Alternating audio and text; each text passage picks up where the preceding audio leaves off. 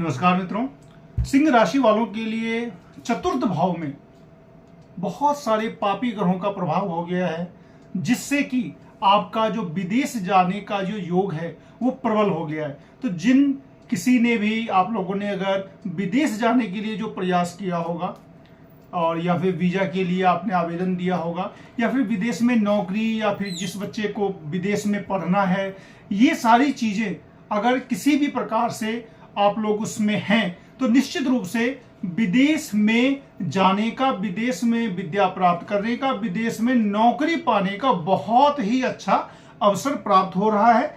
क्योंकि चतुर्थ भाव पर मंगल, बृहस्पति, शनि और राहु इन सब की सम्मिलित दृष्टि पड़ रही है। मंगल उस घर का मालिक है और मंगल बृहस्पति मिलके, और बृहस्पति पंचमेश है यानी कि विद्या के घर का मालिक है, और विद्या के घर का मालिक और चौथे घर का मालिक दोनों मिलके और साथ ही साथ दो क्रूर ग्रह शनि और राहु जब चौथे भाव को देखेंगे तो स्थान परिवर्तन का योग बनेगा। स्थान परिवर्तन में क्या होता है कि ट्रांसफर का योग बनेगा। आप अपने अधिक दूरी पर जा सकते हैं या फिर जहां जॉब करते हैं वहां से ट्रांसफर का योग बन सकता है और इसका विदेश यात्रा का योग प्रबल हो जाता है। इसके बाद अगर हम बात करें तो मंगल और बृहस्पति की जो युति है, जो कि अब ये 16 जून से मंगल देव आपके वृषभ राशि में आए हैं और बृहस्पति और मंगल की युति जब आ गई है आपके केंद्र में दसम भाव में, तो ये बहुत ही बड़ा राजयोग लेके आ रहा है आपके जीवन में। कैसे लेके आ रहा है वो भी आप जान लें, क्योंकि मंगल जो है आपका सिंह राशि वालों के लिए मंगल डबल भाग्योदयकारी होता है, यानी कि दो प्रकार से शुभ फल देने वाला होता है। क्योंकि मंगल आपका केंद्र और त्रिकोण यानी कि चौथे भाव और नौवें भाव दोनों का वो अधिपति होता है, स्वामी होता है। और बृहस्पति आपका जो है पंचमेश है यानी कि फिफ्थ हाउस लॉर्ड। तो जब केंद्रेश और त्रिकोणेश की युति गोचर में केंद्र में आपके बन गई है तो इसका मतलब ये है कि निश्चित रूप से जॉब में आपको फायदा होगा, स्थान परिवर्तन होगा, ट्रांसफर का योग बनेगा, मन मुताबिक ट्रांसफर होगा। ये सारी चीजें काफी अच्छी हैं। लेकिन राहु देव अभी आपके अष्टम भाव में है। अष्टम का राहु काफी खराब माना जाता है, लेकिन ये बात है कि राहु 18 महीने तक एक ही राशि में रहते हैं, तो राहु तभी आपके रहेंगे। और राहु और ज्यादा बलवान है क्योंकि अभी वो उत्तर भाद्रपद नक्षत्र जो कि शनि देव का होता है उनके नक्षत्र में है। और जब कोई प्लैनेट अपने मित्र के नक्षत्र में या मित्र के घर में रहते हैं तो वो ज्यादा बलवान होते हैं। तो राहु आपकी कुंडली में अष्टम भाव में बलवान होकर के एक तो चीज अच्छी बना रहे हैं कि राहु की दृष्टि आपके चौथे भाव पर और द्वादश भाव पर यानी कि 4th हाउस और 12th हाउस पर जब राहु की दृष्टि पड़ रही है तो ये एक क्या कहते हैं कि अपने जन्म स्थान से दूर जाने का, अभ्युन्नति होने का, विदेश जाने का, विदेश में पढ़ाई करने का, विदेश में नौकरी करने का योग बना रहा है। लेकिन चूंकि अष्टम का जो राहु होता है वो गोचर में नेगेटिव फल देता है, शारीरिक बाधा पहुंचा सकता है। तो इसके लिए आपको राहु देव को प्रसन्न करने के लिए राहु देव का जो मंत्र है, तांत्रिक मंत्र ओम रांग राहवे नमः, इसका आपको जाप करना चाहिए। इसके बाद बात करते हैं शनि देव की। शनि देव आपके जब से कुंभ राशि में आए हैं आपके लिए उन्होंने पंच महापुरुष योग बनाया हुआ है। पंच महापुरुष योग आप समझ सकते हैं कि जब कभी भी शनि देव जो रुचक जो शश योग बना हुआ है तो शनि देव स्वगृही होकर के आपके केंद्र में है, सप्तम भाव में है। लेकिन साथ ही साथ अभी मंगल और शनि की सम्मिलित दृष्टि आपके लग्न पे पड़ेगी पूरे ये 15 जुलाई से लेकर के 31 अगस्त तक। जब लग्न पर शनि की दृष्टि पड़ रही थी पहले से, अब साथ ही साथ मंगल की भी पड़ेगी और लग्नेश वैसे भी अभी आपके द्वादश भाव में है। तो यहां पर भी राहु का जो फल है वही फल यहां भी आ रहा है, यानी कि शारीरिक स्वास्थ्य में कमी। तो इसमें आपको थोड़ा सा सावधान रहना पड़ेगा। इसके बाद मंगल की जो दृष्टि आपके चौथे भाव पे पड़ रही है और साथ ही साथ बृहस्पति की भी।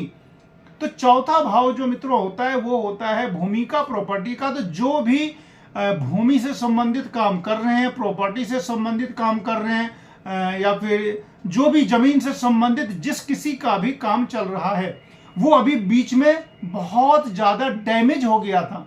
क्यों डैमेज हो गया था वो भी मैं बतला रहा हूं, क्योंकि आपका जो मालिक था, फोर्थ हाउस का जो लॉर्ड था शनिदेव, वो आपके नवम भाव में थे और शनि की तीसरी दृष्टि से प्रभावित थे। काफी बड़ी समस्या आ गई थी पिछले 30-35 दिनों में, व्यवसाय से रिलेटेड, नौकरी से रिलेटेड। वो समस्या अब 16 तारीख को जब मंगल देव वृषभ राशि में चले गए हैं, तो लगभग एक हफ्ता लगता है किसी भी प्लैनेट को अपनी राशि में सेट होने में।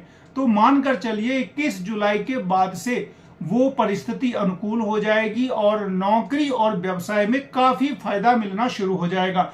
हाँ, ये बात अलग है कि कम या ज्यादा जो फल मिलता है, किसी को ज्यादा निगेटिव फल मिलता है, किसी को बहुत ज्यादा शुभ फल मिलना शुरू हो जाता है गोचर से। उसके पीछे का जो कारण है वो ये है कि आपकी कुंडली के अंदर में प्लैनेट कैसे हैं। अगर आपकी कुंडली में बृहस्पति, मंगल और सूर्य, बृहस्पति, मंगल और सूर्य यदि आपके बहुत ही अधिक मजबूत स्थिति में है, स्वगृही है, अपने घर के हैं, या फिर उच्च के हैं, या फिर शुभ ग्रहों के साथ हैं, या शुभ दृष्टि पाए हुए हैं, तो निश्चित रूप से गोचर में अगर कुछ प्रतिकूल अवस्था आएगा, यानी कि नेगेटिव स्थिति आएगी, तो आपको ज्यादा प्रभाव नहीं पड़ेगा। लेकिन अगर आपकी लग्न कुंडली में सूर्य अगर नीच का है, नवमांश में नीच का है, मंगल या फिर बृहस्पति नीच का है, या फिर अपने शत्रु की राशि या नक्षत्र में है, तो जो नेगेटिव इफेक्ट मैंने बतलाया वो अधिक होगा। तो हम मान करके ये चलते हैं कि हमारी कुंडली में कुछ नेगेटिव इफेक्ट अधिक हैं,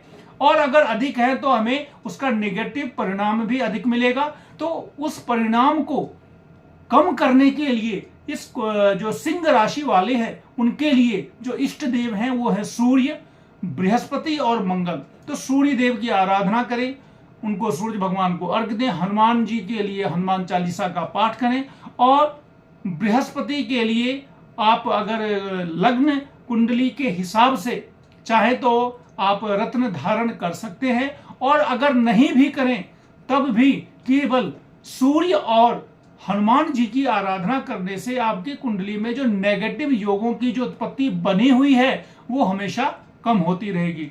तो इस तरीके से जुलाई और अगस्त में, और जो जुलाई और अगस्त की जो स्थिति बन रही है इसमें विदेश का योग बन रहा है, ट्रांसफर का योग बन रहा है, बिजनेस जो नहीं चल रहा था बिजनेस चलने का योग बन रहा है, बच्चों का विदेश जाने का, बच्चों के नए नए कॉलेज में एडमिशन होने का योग बन रहा है। साथ ही साथ पंचमेश बृहस्पति चतुर्थेश और भाग्येश मंगल के साथ है, जो कि बच्चों की तरफ से आपको एक अच्छी खुशखबरी देगा। बच्चों का सेटलमेंट हो सकता है, बच्चों को जॉब लग सकती है, बच्चों को सफलता मिल सकती है, आपके बच्चों को कॉलेज में एडमिशन मिल सकता है, किसी भी प्रकार का।